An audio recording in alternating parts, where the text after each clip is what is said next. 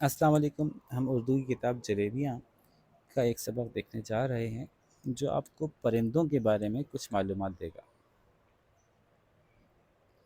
شروع کرتے ہیں۔ پرندوں کی رنگ برنگی دنیا۔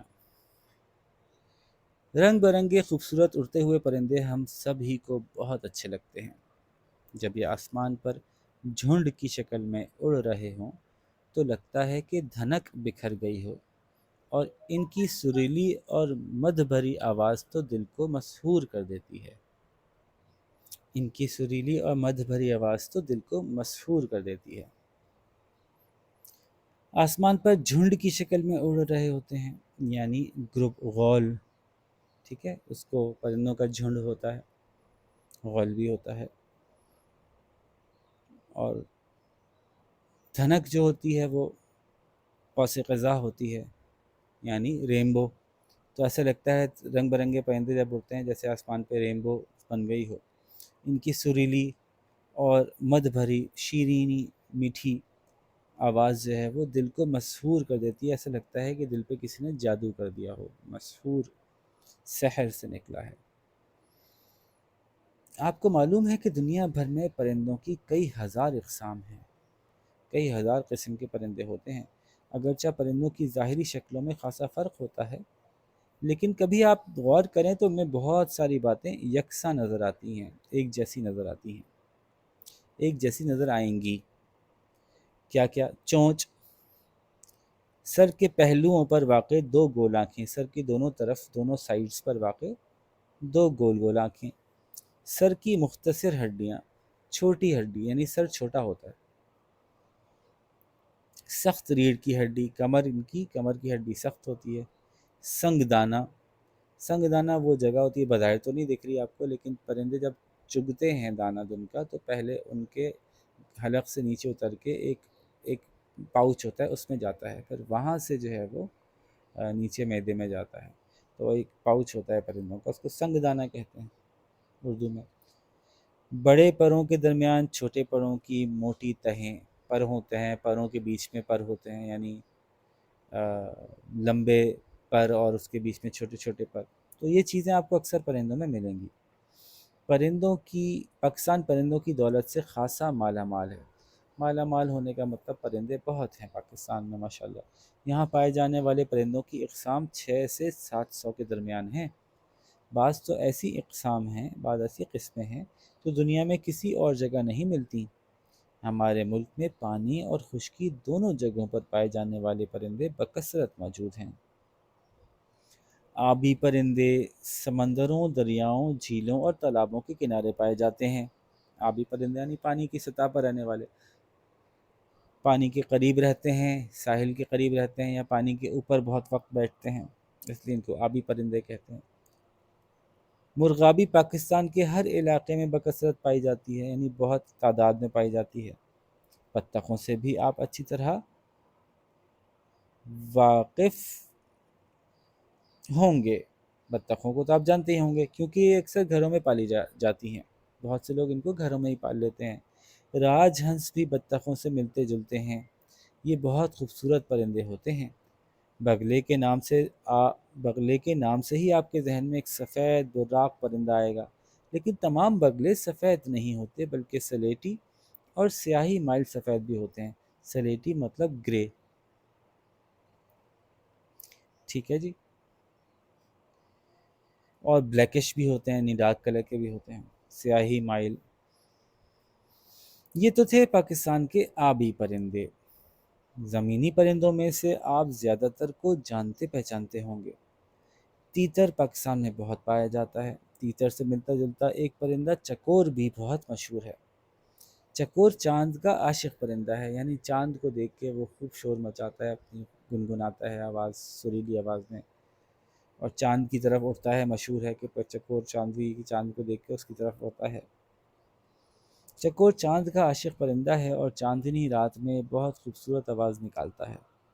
بٹیر بھی آپ نے دیکھے ہوں گے، یہ میدانی علاقوں کا پرندہ ہے۔ پاکستان میں بھورے اور برساتی بٹیر پائے جاتے ہیں۔ بٹیروں کی لڑائی یہاں کے لوگوں کا مشغلہ ہے۔ جیسے مرغوں کی لڑائی بھی مشغلہ ہے تو بٹیروں کو بھی لڑاتے ہیں لوگ، کتوں کے بھی لڑاتے ہیں۔ مرغ زریں دنیا کے خوبصورت ترین پرندوں میں شمار ہوتے ہیں۔ یہ ہوا میں اڑتے نہیں ہیں، مور کی طرح سے ہوتے ہیں، اور مور بھی اپنے خوبصورت پروں کی وجہ سے دنیا بھر میں مشہور ہیں۔ نر مور اپنے پر پنکھے کی طرح پھیلا لیتا ہے تو بہت خوبصورت لگتا ہے۔ کبوتر اور فاختہ بھی پاکستان کے مشہور ترین پرندے ہیں۔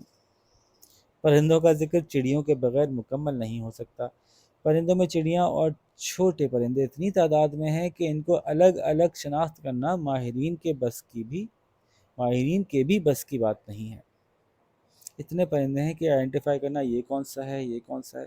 اچھا، مزے کی بات یہ ہے کہ ہر علاقے میں، ہر زبان میں پرندوں کے مختلف نام ہوتے ہیں۔ تو ابھی آخر میں ہم آپ کو اسائنمنٹ دیں گے یہ کہ جس میں آپ پرندوں کے اردو ناموں کو انگلش ناموں سے آئیڈینٹیفائی کریں گے کہ یہ اردو میں جس کو یہ کہتے ہیں تو اس کو انگلش میں کیا کہتے ہیں۔ تو یہ دیکھیے مختلف پرندوں کی تصویریں بنائی ہوئی ہیں: مرغ زریں، پٹیر، تیتر، کلکلا یا ماہی خور، ابابیل۔ اچھا جی، اکثر چڑیوں کے نام ان کی عادات اور ظاہری شکل و شباہت کی بنا پر رکھے گئے ہیں۔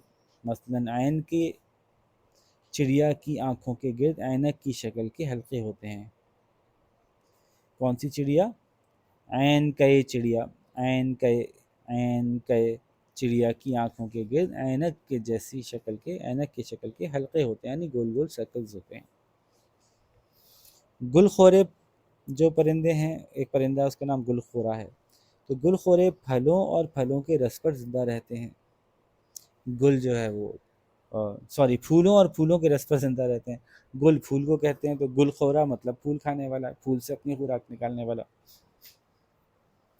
تیراک چڑیاں منجمد کر دینے والے پانی میں بھی تیر کر اپنی خوراک تلاش کر لیتی ہیں۔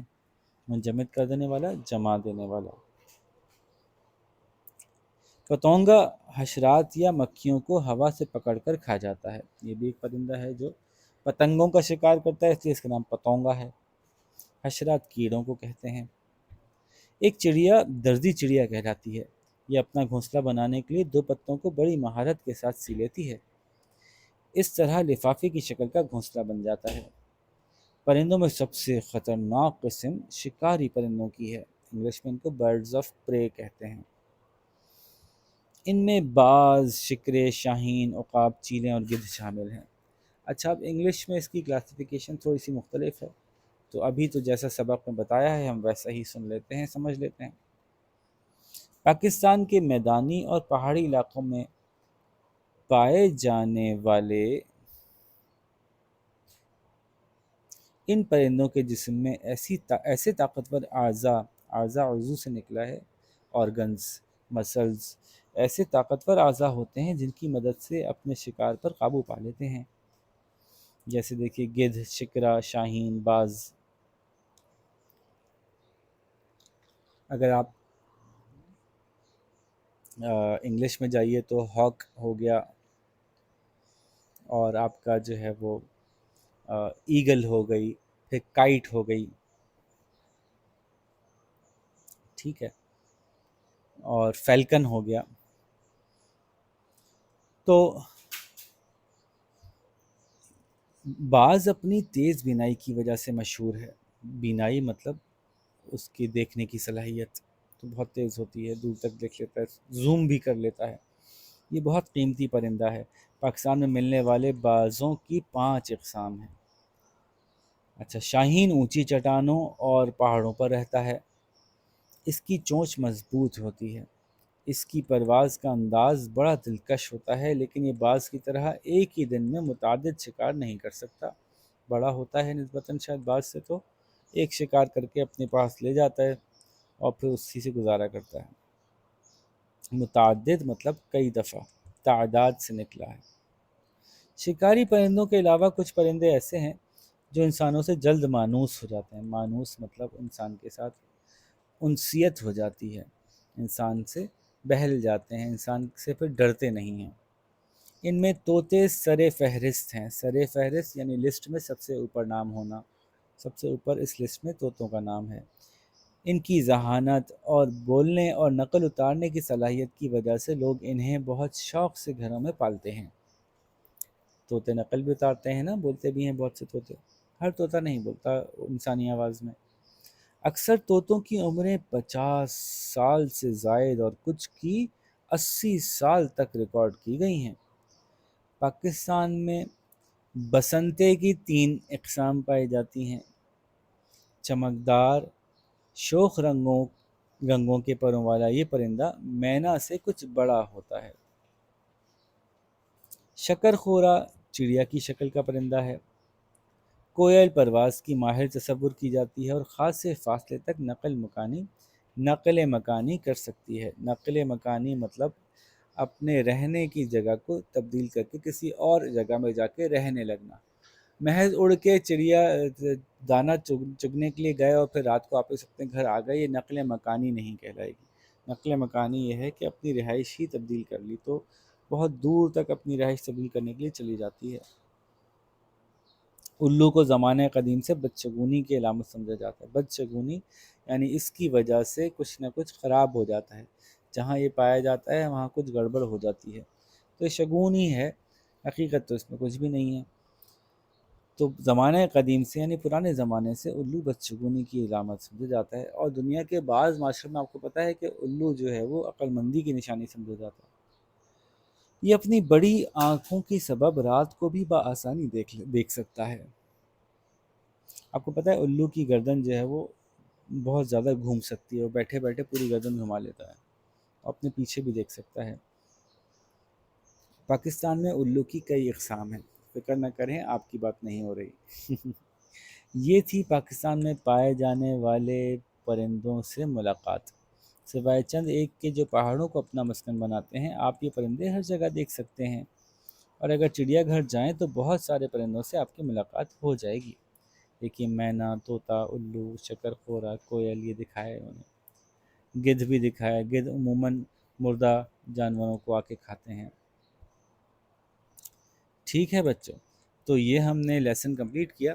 اچھا، اس لیسن کی جو ایکسرسائزز ہیں، جتنی مشقیں ہیں، اس میں سے کوئی بھی ایسی نہیں تھی جس سے مجھے لگا کہ آپ کو میری کوئی خاص ضرورت ہوگی مدد کی۔ بہت واضح سے سوال ہیں اور جوابات بھی آسان ہیں، تو اس لیے پھر میں نے سوچا کہ ان کو کور نہیں کرتے، بنیادی سی ایکسرسائز ہیں تو وہ آپ شاباش کور کیجئے۔ کہیں فل ان دی بلینکس ہیں، کہیں وہ لائن سے ملانے ہیں کچھ الفاظ کو دوسرے الفاظ سے، تو وہ جلدی سے مکمل کیجئے، تاکہ جب تک ہم اگلے لیسن کی ویڈیو بناتے ہیں آپ اپنا بہت سارا خیال رکھیے گا۔ ہم انشاءاللہ آپ سے اگلے لیسن میں ملاقات کرتے ہیں۔ اللہ حافظ۔